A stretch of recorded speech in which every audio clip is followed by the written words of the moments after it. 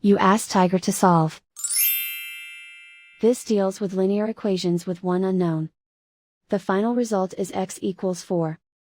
Let's solve it step by step. Group all x terms on the left side of the equation. Add 2x to both sides.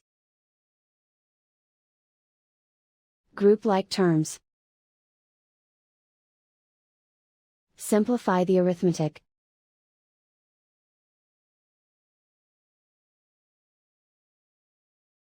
Group all constants on the right side of the equation. Add 20 to both sides. Simplify the arithmetic.